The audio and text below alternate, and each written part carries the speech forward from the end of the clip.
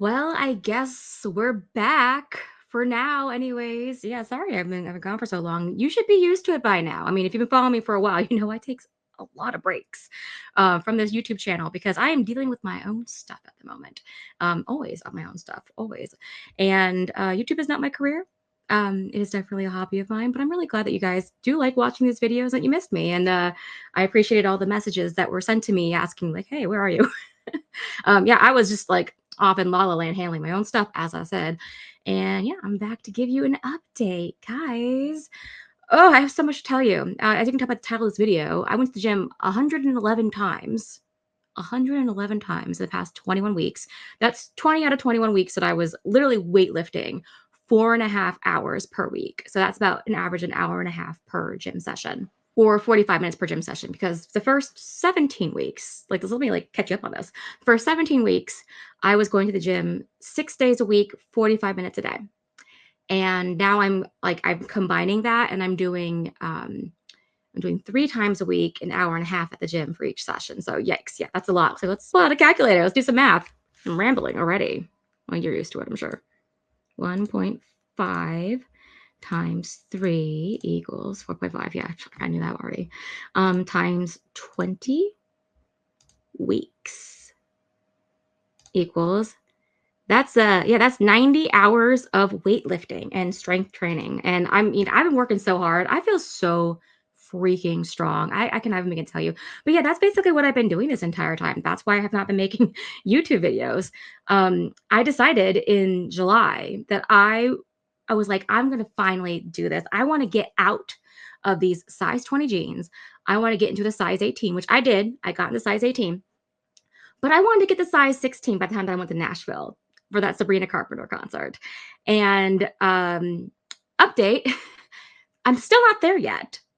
No matter how hard I work, I can't seem to lose fat on my thighs. I know it's like tale is old as time, really, right? Like, can never lose fat on my thighs. I am kind of, obviously I got like size 18 jeans, but like it is so infuriating because like I am wearing, like, this sweater is a size large and it's already getting too big because my top is a size medium. Like, I'm not even joking. My top, like the bust area, is a size medium. And my ass is still a 2X. Remember when I was in my pear-shaped hell last spring? It is now the fall, and I'm still in this pear-shaped hell. But instead of doing like, 1X, 3X to like large 3X, now it's medium to 2X. I am almost to the 1X size. Like, I'm getting there in sweats and more like workout gear. But my goodness, I can still not fit into those size 16 jeans. And that is like the lowest level of the 2X, the size 16. And it's like all like the back of the thigh fat and like your butt fat. That is what's holding me back. But yeah, I'm here to provide more updates for you guys in my health journey, because what is this channel even worth if I'm not actually making health progress? And yeah, my face is a little bit bloated right now because it's literally the weekend after Thanksgiving. And so there's like some poof going on from like the corn and um, some gluten and stuff like that. And so my face is a little bit puffy, but I'm sure you can tell, even with the puffiness, face is getting much thinner than it was. So yeah, let me start from the beginning on all this, and let's just catch you up. Okay, so uh, not really news. I'm sure you guys know that I struggle with depression a lot, as cheery as my voice sounds when I make these videos. Um, Primarily just over the state of my life, and not like my life is terrible. I have a job. I have I have friends and stuff, but I am in my 30s and I don't have the two things that I want, which is I want to get married and I want to have kids. And I'm sure many of you can relate to this. It is the plight of the millennial. Many of us are oranges, as Alex and Eric would say. If you know my friends Alex and Eric, it's we're the oranges. But yeah, we're single in our 30s, and life is just kind of not going the way that we thought it would. We thought we would be in committed relationships. We thought we would have a family, and clearly that's not happening. And so I really, really, really doubled down in the month of July. I'm like, you know what? I'm just going to go to the gym every single day because I don't have work at the moment because I only work during the school year. And I am just going to beat the fat off my ass. and um, yeah, it's not working exactly. Like, yeah, I've lost weight. Yeah, my muscles are like really growing. Oh, I'm so strong. But I'm still struggling to go down that pant size. I'm like at the point where like, is my top going to be a small by the time that my butt is a 1X? Like I'm literally wondering that. Like, how is this fat going to lose? I'm so tired of people also telling me that you're going to like lose where you gained last. And I'm like, that is not how it's worked for me at all. At all. No, okay. Because there was a time when I was wearing like a size 12 jeans, like normally as like a average size person. I know I was like a little bit large, but like an average size person, size 12. And and my top wasn't that much different than it is now, right? So I'm not really sure like what's going on, but yeah, basically another reason I was going to gym all the time is because, as I said, I was depressed, and I was like, the only place I am not depressed is when I'm at the gym, because I'm working myself so hard that I don't have time to think about all of the things that are troubling me.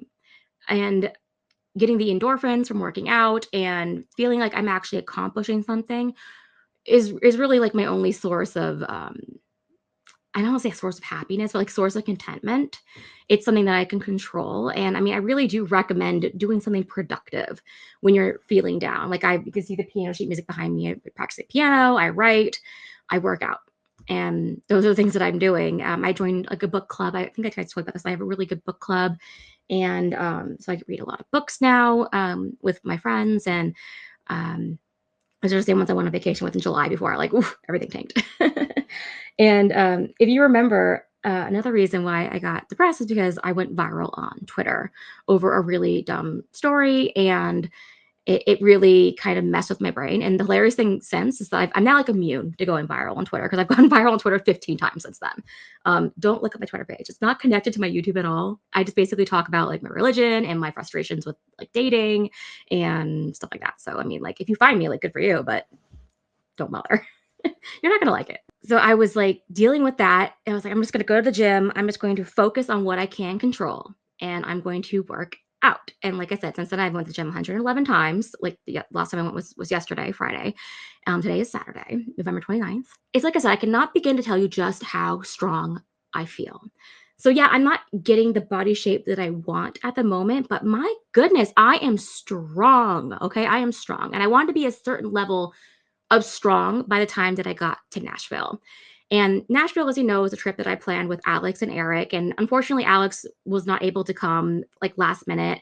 And obviously, we missed him, but Eric and I still went to Nashville and we had a great time. And I wanted to make sure I had a marked improvement from where I was in Austin. And Austin was great. I walked around everywhere, but I was still dealing with pain and difficulties with walking long distances. And Eric and I had this huge plan that we were going to walk literally like the entire length of downtown Nashville. So we walked from the river in downtown Nashville all the way to Centennial Park. And that loop that we did was 13 and a half miles. And we did that in one day. I think it was like, I got like 34 something thousand steps. I mean, I don't remember the exact number. I'll put it up here, a picture here. It was something like 32 to 34,000 steps. It's right there. And I was just like so freaking proud of myself. Like 13 and a half miles. I think I have it in kilometers up there actually, but it's 13 and a half miles. And it's just an insane amount of walking. And I did it. And I woke up the next day and I could still walk, So like it was great. And we had a great time at the Sabrina Carpenter concert. So I got to that physical level that I wanted to, in terms of what I could do with my body. And right now, I'm just trying to get out of that morbid obesity category. I am making progress. I'm like halfway to the lower end of that category, and it's like it's frustrating because I'm getting there quicker with reducing body fat due to the muscle building than I am with like actual pounds. And so I am making a lot of improvements, and I think I will also get out of it body fat wise before I actually make it out BMI wise. And I'm looking forward to just being, I know it sounds crazy, just being regular obese and not being morbidly obese. It's gonna happen, okay? It's gonna happen. It's gonna happen soon. I'm being very strict with my diet and everything. I mean, except for this weekend, because it's Thanksgiving. It's Thanksgiving. I'm eating a lot of food Thanksgiving. I'm calling it like my refilling my nutritional stores, and then I'll go back to like deficit on Monday. But in terms of like feeling different and feeling stronger, like I don't know how to describe this with like my legs, but my legs and my back and like my core feel so strong that I was able to walk those long distances and just I barely felt it. I barely felt the pain. Like, yeah, there was like some exhaustion. We needed some breaks because we're still walking like a long distance, and that was like basically walking a half marathon. But it's almost as if my legs are moving differently now. Like they're being powered on the muscle. Because like I said, if you know anything about me, I have hypermobile ehlers-danlos syndrome. So I basically have really bad joints that are not stable. Imagine like a door. The door has really bad hinges. Well, with all this muscle mass that I've gained, the hinges are functioning better because there's more support in the muscle. So I'm walking and I'm not feeling it as much. I feel like I'm walking straighter, like my hips are moving better because of the muscle mass on my legs, but also because of the reduced fat. So even though they're technically like kind of like the same size, just due to the muscle pushing everything out, the fat is redistributing around my legs. So it's like now most of the fat's like in the back and not so much in the middle where my legs are now. So it's just because of that, I'm walking differently and I'm walking more comfortably. I was originally doing a lot of cardio too at the beginning of the summer. I would like walk for an hour and then do my weightlifting. I had to cut back on that because I had a really terrible ankle sprain at the beginning of May. And that caused me to have to like do a lot of recovery with like my physical therapist, and it just kept getting aggravated again. I rested it to get ready for Nashville, and I think I'm going to reincorporate it, like the walking and cardio, in a couple of weeks, and just like start off easy with like 30 minutes and just give my ankle plenty of time to recover. Because as you know, with my disability, those joints, they don't recover as easily. Like you tear a ligament or tendon, it just takes forever for it to heal. So yeah, those are like my current struggles at the moment. It's like the thighs, the back of the thighs, trying to fit into a smaller pair of pants, my butt not shrinking. And the worst thing though is my worst fear is happening, and I am starting to get some loose skin, a little bit on my inner thighs and my lower belly. And my belly was never like really that big to begin. I mean, it was big, but it wasn't like some of the fat acceptance people you see where they have like the giant bellies. I was always more like a thighs and butt girl. My belly, although large, is not my main source of fat. I never had that much visceral fat compared to a lot of other people who are my same weight. But even then, it's enough fat where I had a lot of like really bad stretch marks, and now I'm to the point where it looks bigger than it is because of the way it hangs and the fat hangs in my belly and how stretched out the skin is. So if the skin was like taut and like pulled the fat back, it would look much better. But it's because it kind of hangs, it just it's really demoralizing, I guess the best way to put it. And I don't like it. And I've been dealing with that and just trying to practice some radical self-acceptance because I would rather have some saggy belly skin than be super morbidly obese, like I used to be, or be morbidly obese like I currently am now. And I say that and people are like, oh, morbidly obese. And I'm like, yes, yes, because for me, it's like you only have to be 60 pounds overweight to be morbidly obese at my height. And I know they only 60 pounds, and it's still a lot of weight, but that's what we're dealing with. And I only have to be 30 pounds overweight to be obese.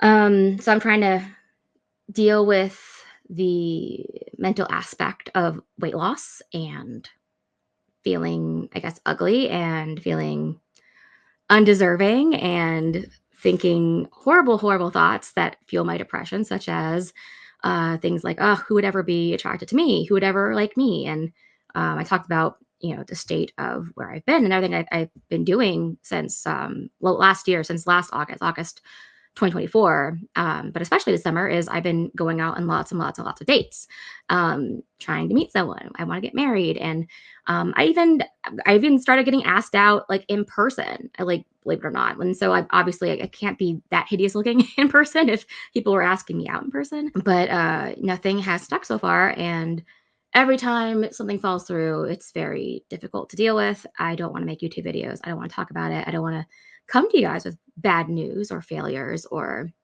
disappointments in myself or lack of progress. I want to come to you when I have progress. I can't sit around and talk about the bad baddies all the time, right? Because what right do I have to criticize them if I don't have my own stuff to show for it? And at least with this gym stuff, I have something to show for it. At least with going out of pant size, something to show for it. And my freakishly now small top and still like rather large arms. Like this is not a small arm by any means. I mean, I just trying to keep the promise that I made when I made this YouTube channel that I'm prioritizing my health. And sometimes that means prioritizing over YouTube. But yeah, it is exhausting to deal with the same weight loss issues over and over again. It's always my butt, it's always my thighs. I think it's going to be that way until I like finally reach my goal weight one day. Um, and my goal weight, depending on how much muscle mass I have, it could be anywhere between 152 pounds and 137 pounds. So somewhere between there. I just want to be a size 8, basically. I want to be a size 8 in pants, and that's good enough for me. If I feel like I can go down to a size 6, I'll do that. But size 8 is where I want to get to. I'm hoping I won't have too much loose skin. And if I do, it won't be that hard to correct. I'm doing a lot of stuff. Like, let me know if you want to see, like, know what my skincare routine is as far as like my full body skincare routine to help stimulate collagen and just learn about everything that I'm doing to prevent that loose skin. Some of it is actually working, I can tell, but some of it obviously is, my skin is so damaged that even if I was losing weight the slowest you could in the world, it's still gonna happen. And Alex has this whole theory, if you guys know my friend Alex, that it's primarily like hypothyroid. And I think he's right. I think for the average person, it is your thyroid repairing your skin. And I think it works for someone like him. But you have to remember that part of my genetic disease is that my skin is not the best. The collagen is defunct. And even though it stretches out, it's very, very prone to stretch marks. And so like my entire torso and legs are just basically one giant stretch mark. It's scar tissue. It's not skin. So that's what I'm dealing with. But I'm doing a lot of stuff to help with that. But yeah, other than that, I do want to start making YouTube videos again, simply because I'm finally getting to a better place where I feel like I can. I don't know if it's like seasonal or like what it is, but there is something about the end of summer where I'm just like, ugh, it's another school year. It's another start to the work year. And it's another year where I'm not at a place in my life that I want to be at. And I have to get over that hump of depression before I can start making videos again. And so yeah, here I am. I'm still depressed. I'm still upset. I'm still working very hard at making myself healthy. I've lost over 110 pounds. It's probably like this. Probably more just basically how much muscle mass that I've built up on my body because it's been a ton. Like you can't go to the gym 111 times for 90 hours total and not build a crap ton of muscle on your body. But even with the progress I've made on my body, and let's say this time next year, I'm sitting here, I'm talking to you, and I made my goal weight, and I'm there. I did it. I'm like, I had the body that I've always wanted. It doesn't change the fact that there's still things missing from my life, and that's that I'm not married and I don't have kids. I don't even have any prospects, and I'm working really hard at that, and I have a lot of support. And the thing that I get told all the time by people is, not to like, not that I'm trying to brag or anything, but or not brag is the wrong word, but just give myself compliments because it's just what people just say to me. They're always like, "Well, Lisa, like you're so pretty." Like whatever. You're so pretty. Like I don't understand. Like you of course you'll find someone. Like, oh, you're Lisa, you're so nice. Like, of course you'll find someone. You're so pleasant. You are so accomplished. Blah blah blah. And it's so hard to explain to them that it's not the lack of meeting people. It's not meeting the right person. Um, for example, it's just been very difficult to find someone my entire life that I just romantically connect with. Like it's very difficult for people to understand this. Like I said, like I don't connect with people that easily, like in a romantic context. Friends for sure. I connect with friends all the time. I'm very extroverted. I meet a lot of people, but the type of person that I'm attracted to is kind of like very far and few between. And it's not about height or looks. It's about mental connection, and it's difficult. And I don't know. Maybe you've been there. Maybe you are there. Maybe you get what I'm saying. Maybe you don't. It's one of the most difficult things to deal with on Twitter. I will tell you about that, or X as they call it, right? But yeah. So I'm just gonna. So I've been doing a lot of writing, especially writing essays and stuff on X, and now I have like over 1,000 followers on there just from writing essays and complaining about my love life. So yeah, that's what I said. If you want to follow me, don't follow me on X because you'll just hear a lot of complaining, more complaining than I am here. But yeah. So um, the next video I'm going to do is about everything that I've done to make it this far.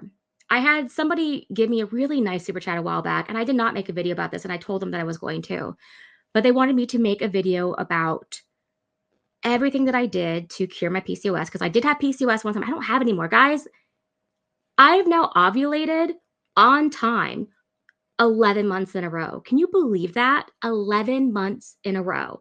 When it's in December, it'll be 12 months. And